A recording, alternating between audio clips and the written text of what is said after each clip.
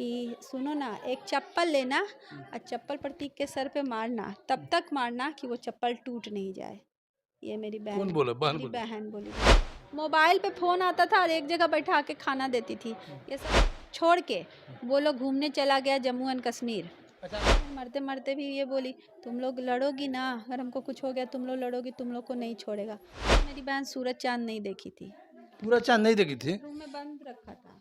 अच्छा, रूम में नज़र बंद करके रखा था? हाँ, ताकि मारे तो आजू बाजू वाला ना देखे। किचन में मत घुस, उसको किचन में घुसना मना हो गया। उसको शुरू से शादी के बाद टॉर्चर किया जाने लगा। हाँ। शादी का पहले डिमांड नहीं था।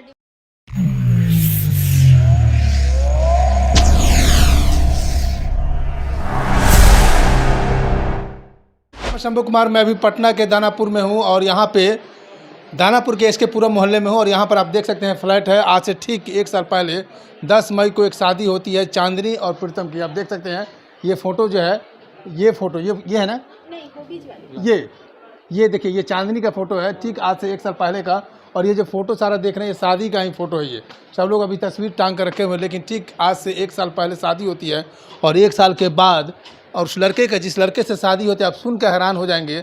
उस लड़का वो जिला मजिस्ट्रेट है, सिविल कोर्ट में मजिस्ट्रेट है, प्रतीक नाम है। और मजिस्ट्रेट के घर में इस तरह की घटनाएं हो, जो दहेज लेकर के कितनी शादी जो किया गया था, बहुत शौक से शादी किया गया था। जो लेन देन होता है, जो प्रक्रिया होती है गिफ्ट देने का लेने का, सारी प्रक्रिया हुई थी। लेकिन उसके बाद बाकी का डिटेल्स उनकी बहन है, मैं उनसे बात करने की कोशिश कर रहा हूँ कि आखिर क्या हुआ, मामला क्या था। क्या नाम हुआ मैम आपका? मेरा नाम है स्मृति रंजन हुआ। क्या हुआ था, बात क्या हुआ था? मेरी बहन को शुरू से शादी के बाद टॉर्चर किया जाने लगा। हाँ। शादी का पहले डिमांड नहीं था, डिमांड बार में और मांगने लगा। तो हम लोग रोड से भी पैसा लेकर बहुत कुछ दिए। अंततः शादी में हम लोग 22 लाख रुपया कैश दिए। और गाड़ी एक बोला गया तो हम अपने नाम पर लोन लेकर एक गाड़ी दिए, MG हेक्टर गाड़ी, जो मेरे नाम पे है। डिमांड हुआ जल्दी तो हमको लगा कि पापा के पेंशन से कट जाएगा, क्योंकि डिमांड 51 लाख का था। तो गाड़ी पे आए कि गाड़ी में तो एक बार में नहीं पैसा देंगे, लोन धीरे धीरे चुका देंगे। धीरे धीरे लोन चुका देंगे। उसके बाद फिर मांगा गया कि बर्तन कम है, फिर कपड़े के लिए मांगा गया 51,000। तो हम लोग अपना यथासंभव 21,000 डाले कपड़े का। तो लड़का रिटर्न कर दिया, बोला कि अकाउंट में डाल के हमको फंसाना चाहते हैं। 1 रुपया रख के रिटर्न कर दिया। फिर कपड़े का पैसा कैश में लिया। ये करते करते हम लोग को शादी में 30 के आसपास सिर्फ दहेज लगा और 12-14 लाख रुपया शादी का खर्च। 5 लाख का सामान जो चलता है, बर्तन, घड़ी, अंगूठी, कपड़ा, चेन, जो हुआ अपना हैसियत से बढ़ के दिए। फिर चांदनी बोलने लगी कि सास बोली कि आंगन भर जाता है, इतना लेकर आता है, तुम कम लेके आई, हमको तो 60 लाख कैश ही मिल रहा था, तुम तो पनौती हो, किचन में मत घुसो। उसको किचन में घुसना मना हो गया। सास मोबाइल पर एक अछूत की तरह खाना ला कर देती थी, आलू भात, चोखा भात, जो भी, कभी उसको किचन में खाना लेने नहीं देती थी। किचन में उसको खाना बनाने भी नहीं दिया जाता था? नहीं, मतलब एक बहू का अधिकार नहीं मिला उसको? कभी नहीं, बहू का अधिकार उसको कभी नहीं मिला। मोबाइल पे फ़ोन आता था और एक जगह बैठा के खाना देती थी। ये सब बातें हमें पता नहीं थी। तो हमको जब पता चली तो बोला कि ये लड़का बोला कि कई लोगों को हम बर्बाद कर चुके हैं, हम मजिस्ट्रेट है, कोर्ट मेरा घर है, हम केस 10 दिन में ऊपर लाते हैं, 10 दिन में नीचे करते हैं, तुम हमसे टकराओगी तो बर्बाद हो जाओगी, हम बहुतों को बर्बाद किए हैं। अच्छा, वो मजिस्ट्रेट बोलता है ये बात? हाँ, ये बात मजिस्ट्रेट। ये देखिए कितनी हैरत की बात है कि आपको बता दें कि अररिया में घटना घटती है, अररिया नहीं, समस्तीपुर में घटना घटती है। एक दरोगा की मौत होती है कानून को रक्षा के लिए, देश की सुरक्षा में। लेकिन एक मजिस्ट्रेट यहाँ भी हैं, एक ऐसे मजिस्ट्रेट हैं जो अपने मजिस्ट्रेट का पावर का धौंस दिखाते हुए परिवार वाले को धमकी देते हैं कि अगर हमसे टकराओगी तो तुमको बर्बाद कर देंगे। अपनी पत्नी को कहते हैं कि बर्बाद कर देंगे। और वो पत्नी, उस बात के बाद पत्नी को उस घर में बहू का दर्जा नहीं मिलता है। उस पत्नी की सास जो है ना, किचन में घुसने नहीं देती है। और जो नौकर की तरह जो रवैया होती है, उस तरह का रवैया किया जाता है, नौकर की तरह खाना भी दिया जाता है। ये सही बात है? सही बात है सर। उसके बाद क्या हुआ कि पैसे का कुछ डिमांड आया कि वो घर बना रहे हैं अनीसाबाद में, थोड़ा हमको और पैसा चाहिए। इस बार सावन में पिछले साल भेज दिए कि जाओ राखी बांध के आओ, भाई के साथ और पैसा लेकर आओ। तो हम लोग और पैसा तो नहीं दिए। हम लोग मेरी बहन को 2 महीना रखे। इस बीच मेरी बहन को छोड़ के वो लोग घूमने चला गया जम्मू एंड कश्मीर। अच्छा, आपकी बहन को छोड़ करके? हाँ, यही ससुराल में उसके मायके में छोड़ के। आपको छोड़ के यहाँ छोड़ के? हाँ, मायके में? हाँ, वो लोग घूमने के लिए जा रहे हैं। हाँ।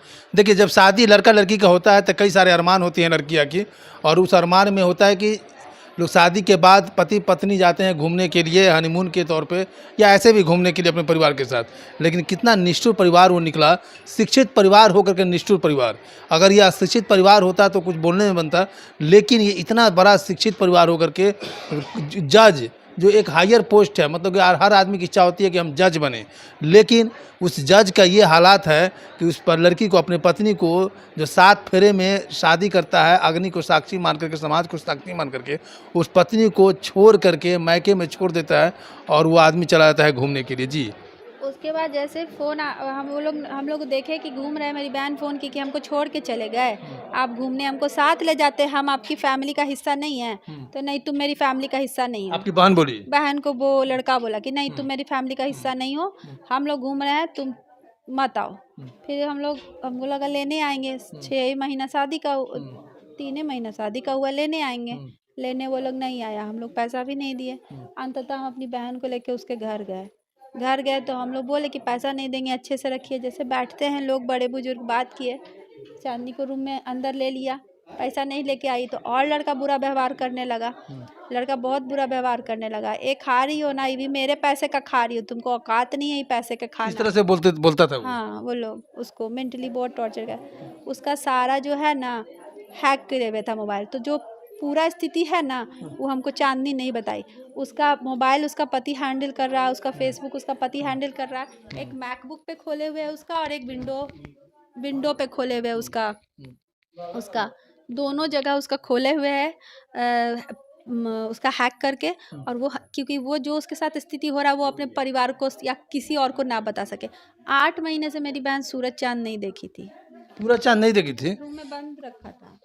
अच्छा, रूम में नजर बंद करके रखा था? हाँ, ताकि मारे तो आजू बाजू वाला ना देखे, सभ्य समाज का ढकोसला बना के रखा था। मेरी बहन तो आप लोगों को खबर नहीं करती थी वो?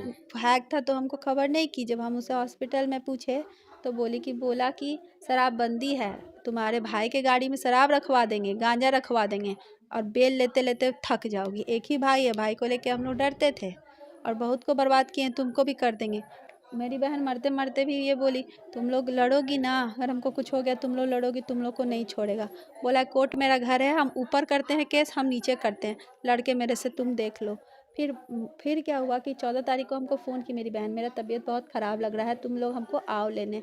तो हम बोले कि तबीयत ख़राब लग रहा है तो प्रतीक बाबू कहाँ हैं? तो प्रतीक बोला हम नहीं दिखाएंगे। तो हम बोले कि किसी के घर में पत्नी का तबीयत ख़राब होता है तो हम नहीं दिखाएगा तो बैजू मेरा भाई जाएगा दिखाएगा।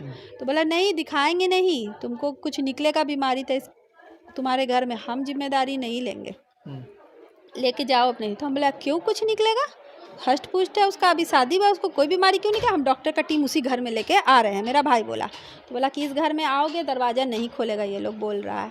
तो मेरा भाई बोला क्यों नहीं, हम थाना लेके आएंगे तब तो दरवाज़ा खुलेगा ना, डॉक्टर से तुमको इलाज कराने देगा ना। तो बोला कि नहीं थाना तो छोड़ दो, चीफ जस्टिस भी आ जाएगा तो दरवाज़ा नहीं खोलेंगे। उसके बाद मेरी बहन बोली तुम लोग मत आओ, ये लोग दरवाज़ा नहीं खोलेगा। लेकिन हम फिर मेरी मम्मी फ़ोन की कि ले जा रहे हैं डॉक्टर के यहाँ, हम आ रहे हैं। तो प्रतीक बोला कि हाँ हम ले जा रहे हैं, अभी दवा खा। बोले मेरी बहन का मोबाइल ऑफ़ क्यों है? तो अभी दवा खा के सो रही है। तो हम बोला कि सिंपल डिहाइड्रेशन था। तो हमको लगा कि हो सकता है कि 2 खाई डिहाइड्रेशन में सो गई होगी दवा खा के। फिर मेरी बहन दिन भर मेरी बहन का मोबाइल नहीं ही ऑन हुआ। तो हम लोग को कुछ शक हुआ कि पूरे दिन वो मोबाइल क्यों ऑफ रखी हुई है। तो शाम में हम उनके ससुर पे कॉल किए तो बोले कि चांदनी चंद्रा एडमिट है। हम बोले एडमिट क्यों है, कहाँ एडमिट है? तो हम पता नहीं बताएंगे। हम बोले क्यों नहीं पता बताइएगा, हम गूगल से सर्च करेंगे, हम ये सब थाना लेके पहुंच जाएंगे। तब बताया यूनिवर्सल, तो यूनिवर्सल का एड्रेस नहीं बताया। तो हम लोग नेट पे सर्च करके पहुँचे, हम लोग को लेट हो गया पहुँचने में। वहाँ पहुँचे, मेरी बहन इतनी छोटी बिल्ली जैसा लेटी हुई थी। और तो वहाँ का हम बोले कि क्या हुआ इसको? तो वहाँ का डॉक्टरों द्वारा बोला गया कि बीपी लो है और कुछ नहीं हुआ है। तो बीपी लो है तो और अभी रात भर रखेंगे, सुबह छोड़ देंगे। हम बोले ऐसा कैसे, बीपी लो में इतना ये ऐसा हालत कैसे आ सकती है? वहाँ के एक जूनियर डॉक्टर बुलाया किनारे के, सुनिए आपकी बहन बहुत सीरियस है, इनका हाथ फट चुका है, यहाँ मत रखिए, लेके जाइए। क्योंकि जब आपकी बहन आई थी बीपी लो था, पल्स 17 था, 2-4 घंटे की थी, इसीलिए इसको यहाँ लाया गया है। आप लोग जल्दी चले आए हैं तो इसको लेके जाइए। वहाँ से छुट्टी नहीं मिल रहा था।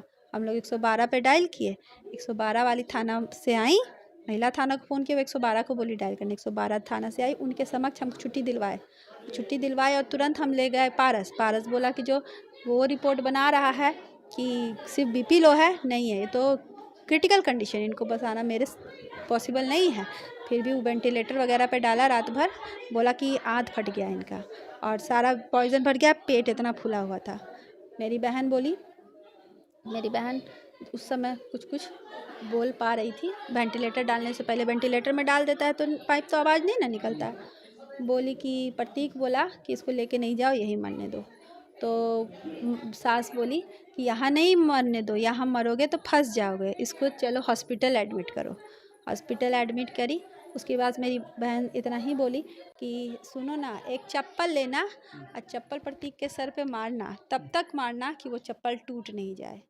ये मेरी बहन, कौन बोला? बहन मेरी बोली? बहन बोली मरते समय। प्रतीक के लिए हाँ, एक चप्पल मरते लेना। वक्त? हाँ, चप्पल वेंटिलेटर डालने के पहले चप्पल लेना और चप्पल से प्रतीक के सर पे मारना और तब तक मारना जब तक वो चप्पल टूट ना जाए।